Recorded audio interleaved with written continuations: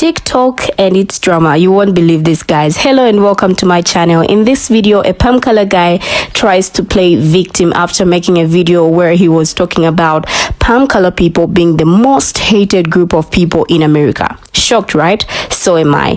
Now he gives examples and he goes on to say that even when all this is done to them, they don't do anything or react. I don't know if I should laugh about this, but this video is kind of funny to me. Let's take a look at it.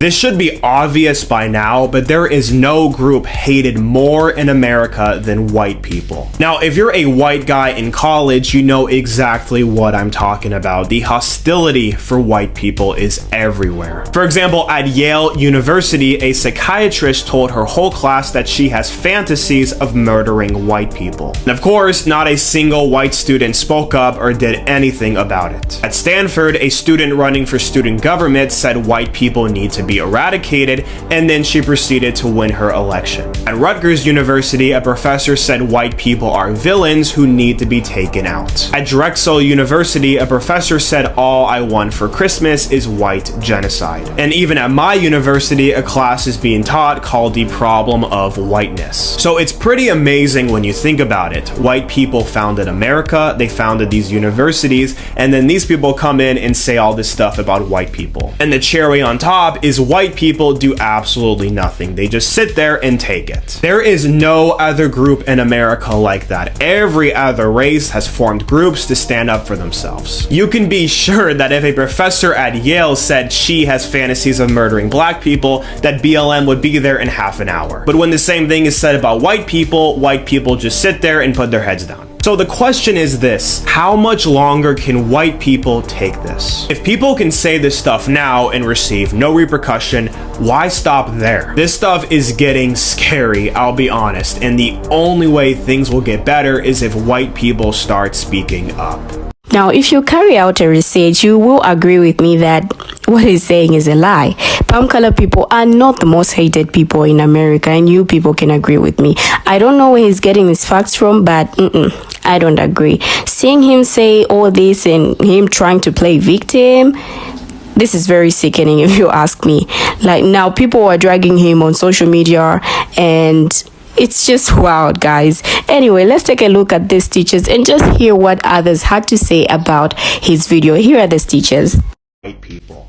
Hi, I'm an academic, and a lot of my scientific research focuses on questions of political psychology and prejudice and hatred. Now, unfortunately, I looked at that account. They seem to be genuine in this sentiment and not a parody. But here's the thing. You can measure hatred. You can ask people who they hate, and you can observe the behavioral outcomes of hatred, prejudice and violence and disdain and lack of caring and desire to do harm. You can measure those things scientifically, and many people have. And that is why the claim in that video is demonstrably false. We know what social groups are hated the most, and they are not white people. They are groups like the homeless, racial and sexual and religious minorities. The groups who are hated the most are the groups who, within the social hierarchy of society, whatever given society that is, are on the low rungs of it. Whether they are low in that social hierarchy because of social reasons, so like sexual and religious minorities, or economic reasons, so like poor people, we know that those who are low in the social hierarchy, whatever that local social hierarchy is, are the ones who are most hated. And that helps us understand why, in these data about who is hated most, who is doing the most hating? And the answer is conservatives. This is not to say that liberal and left-leaning people don't have hatreds, they do, but it is overwhelmingly shown in the data that conservatives hold more hatred and prejudice towards those groups than do liberals. And the reason for that is the motivation to maintain those social hierarchies. Conservatives are higher in that motive. They see social hierarchy and social stratification as natural and good, and for that reason, they are motivated to defend it, and part of that defense requires hatred towards people low on the hierarchy.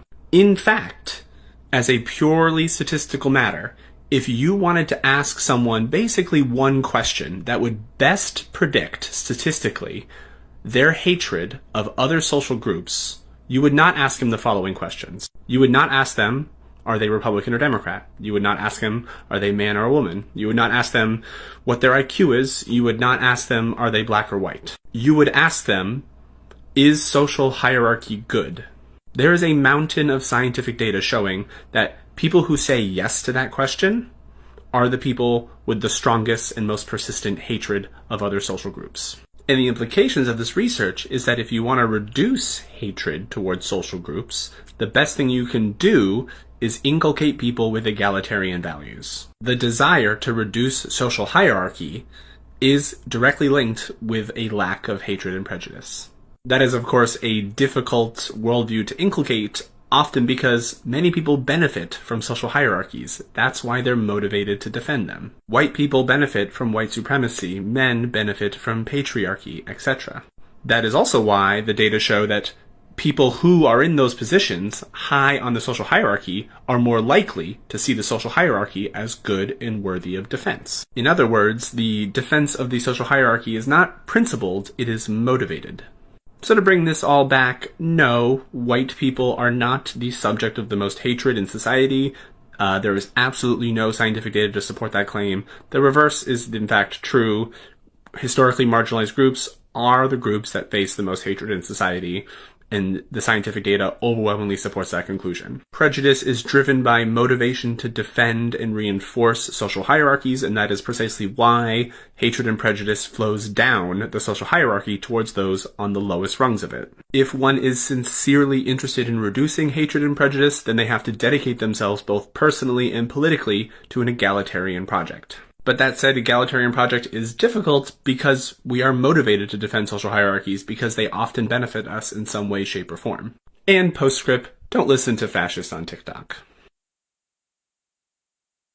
People. And of course, not a single white student spoke. That's really interesting, because if you just look up that phrase that you posted, you'll see that's from a New York Times article, and if you literally read the subheading, it says, the Yale School of Medicine said the tone and content of a lecture were antithetical to the values of the school. And then if you were actually to read that article, you would see that this woman wasn't a teacher and was invited by the school to speak for faculty and staff, so she was not speaking to students. And then if you were to read further, you would see that her lecture was recorded, but since the school felt her speech was inflammatory and kind of used a lot of violent language, they have limited the access to her video, so students can't access it, I'm pretty sure. And then if you were to read even further, you would see that one of the white people that was there at the lecture further tweeted about it, saying that they found the speech counterproductive. So maybe don't fucking lie about your sources. Like, if you're gonna use a source, use it. I don't know. America than white people. Cap America, not true. It's not real. We gotta stop with these ignorant talking points. There's no group more hated than white people. What about Nickelback? I feel like America than white people. And whose fault is that? It's almost like actions have consequences. Also, just because we are hated does not make us the victim. Sometimes hate is justified, and it's based off the actions of the people that are hated. Stay mad, cry harder. White people. Did she just say that? Like, how did I get on this side of TikTok? Is this where young boys with fluffy blonde hair that have never worked a day in their life come to complain about oppression while drinking their pumpkin spice lattes? Because it's not a race thing. It's you. Than white people. This is just blatantly false. In fact, I'm going to give 4 groups of people that are more hated than white people in America. The first one is obvious. It's people in clubs who have open drinks in their hand, but still use their hands as if they weren't holding anything at all. Why the fuck did you go in to hug that person? Now everybody has drinks spilled all over them because you were wailing around like something. This next one's oddly specific, but Americans who are G2 fans of the League of Legends team. Now, I could go into this for so fucking long, but if you are a G2 fan in America for League of Legends, that's equivalent to being a redcoat in the Revolutionary War. God, I hate them so fucking much. Next is people who say that New York pizza is better than New Jersey pizza. It's just not. Stop even trying. Nobody fucking likes you. Finally, the easily most hated group in all of America is New England Patriots fans. Now, you might be saying, chill, the Patriots haven't been good for forever. Nobody hates them anymore. Well, don't worry. I'm a Jets fan. I hate them enough to make up for the rest of you who think they're fine now. But there is no group hated more in America than white people. No. The most hated group that should be the most hated group in America is people who show up to a restaurant 5 minutes before they close and then choose to eat in. They don't choose to go, they choose to eat in. And on top of that, they stay over closing time. I'm talking like to like 12:45 over closing time.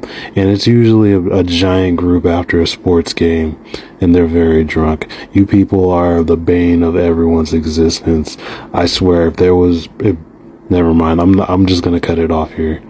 When the minority group becomes larger, the majority group feels more threatened. This is why people think rank matters, because it sends you a more concise measure of how likely a minority group is to frighten the majority.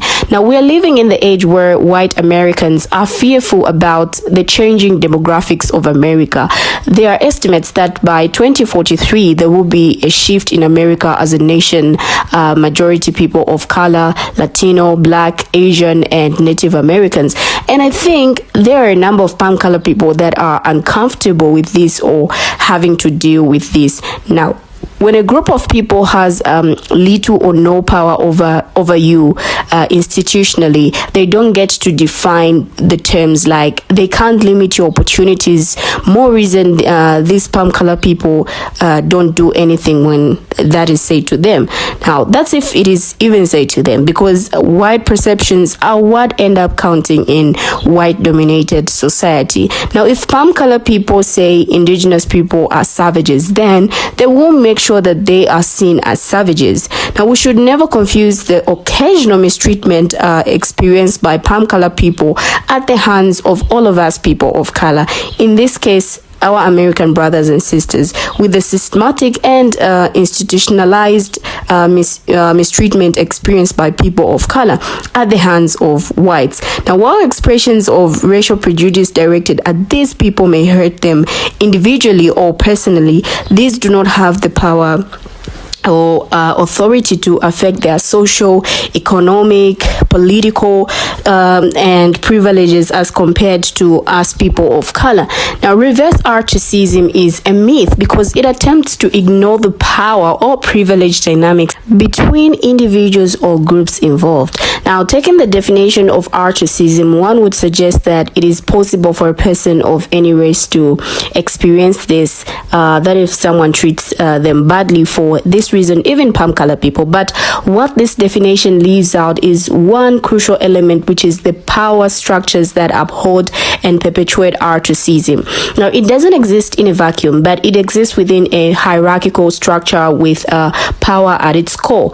This only works when one group has power and the other groups do not.